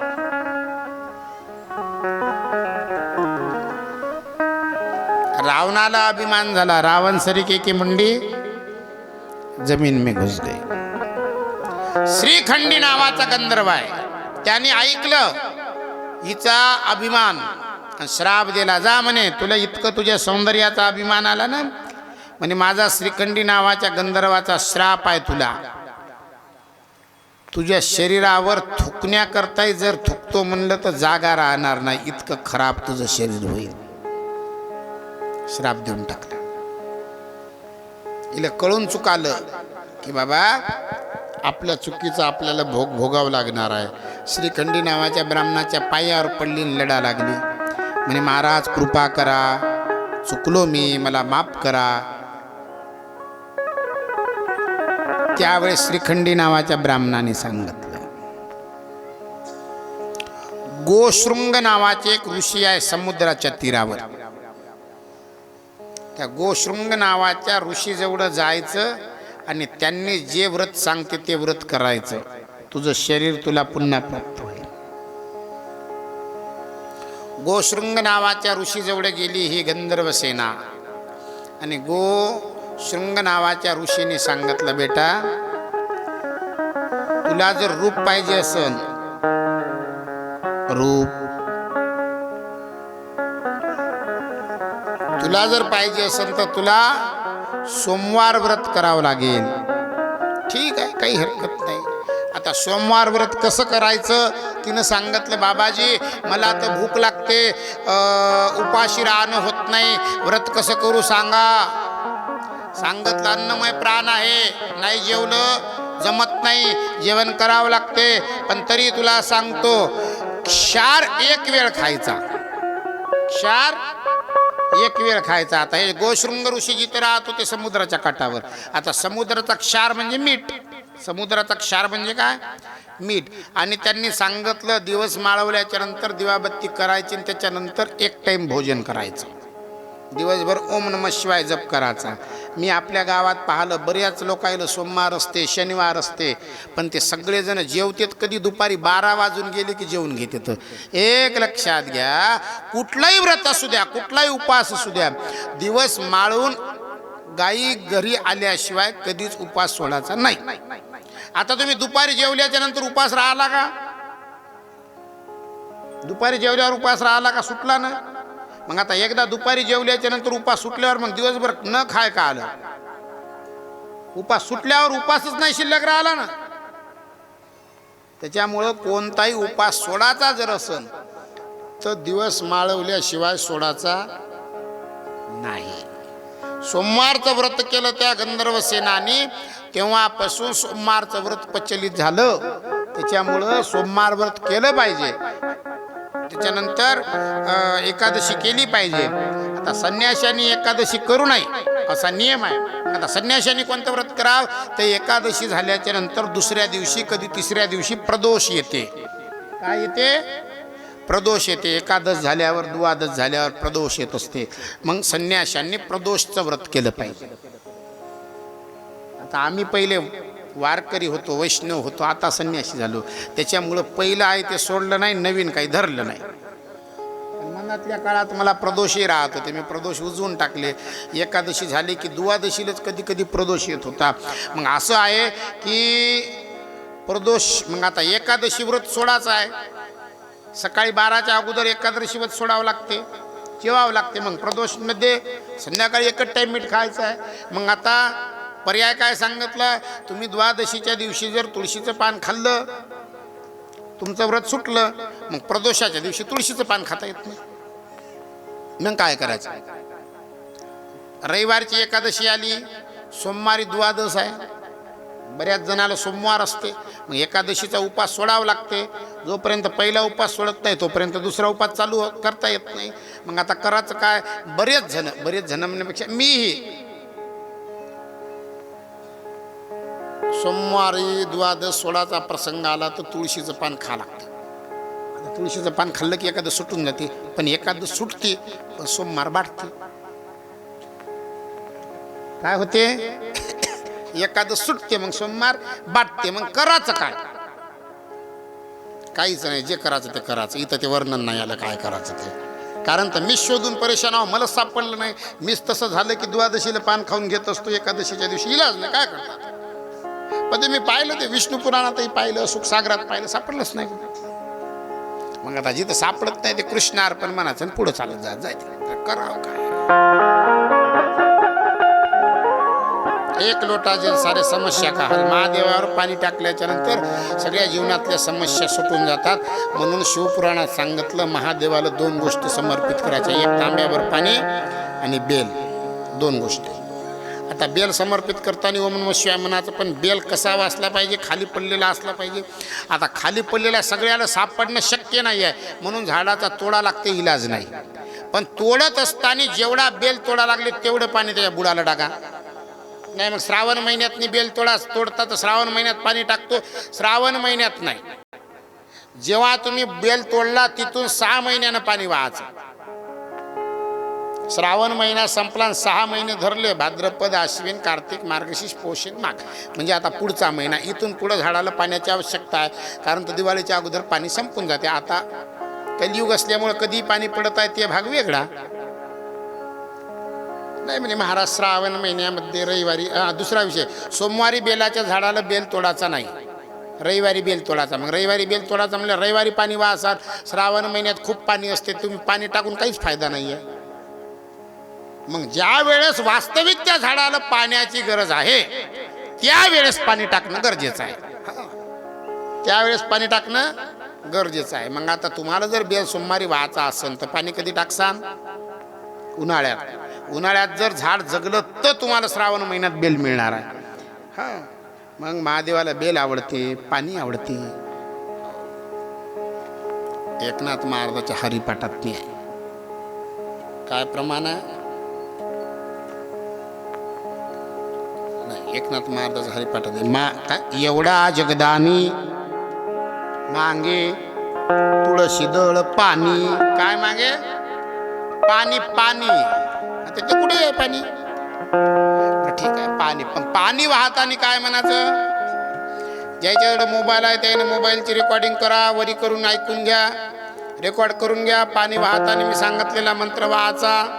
ज्याच्याकडे मोबाईल नाही आहे त्यानं कागद पेन लिहून घ्या. ज्याच्याजवळ कागद पेन मोबाईल नाही आहे त्यानं ज्यानं लिहून घेतलं, रेकॉर्डिंग करून घेतलं, त्याच्याकडून रेकॉर्डिंग करून घ्या आणि लिहून घ्या. माझ्याजवळ पुन्हा विचार आलं याचं नाही. रेडिओवर बातम्या एकदाच येत असते.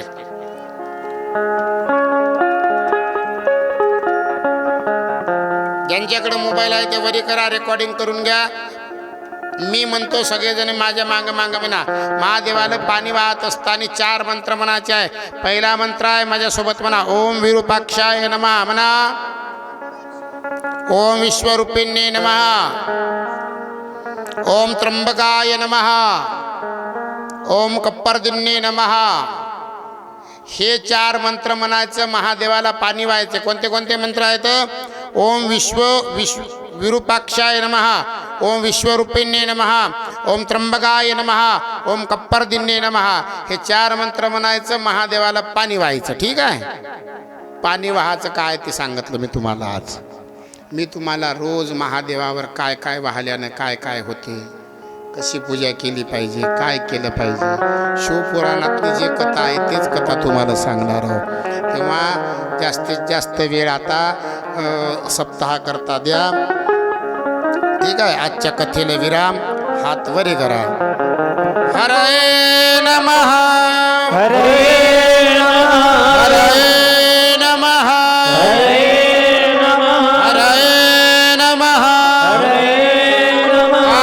विश्वनाथ भगवान, उमापति महादेव, नर्मदेश्वर भगवान, अन्नपूर्णा माता की, छत्रपति शिवाजी महाराज, सद्गुरु वज्रराम महाराज, गोदावरी मैया की, नमः पार्वती पदे हर हर महादेव.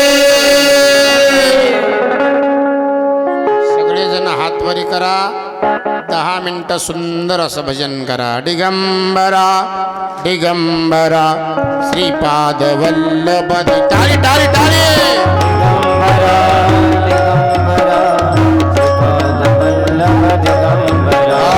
दिगंबरा दिगंबरा श्रीपाद वल्लभ. दिगंबरा दिगंबरा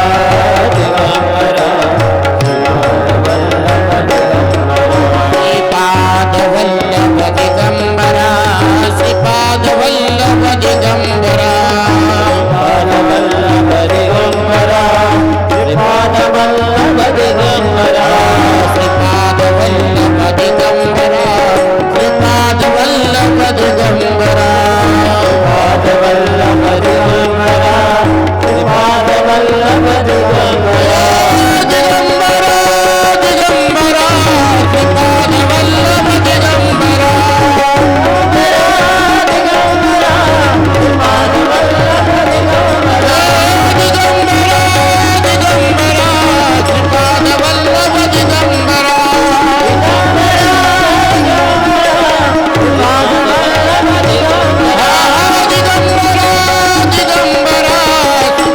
वल्लभ दिगंबरा.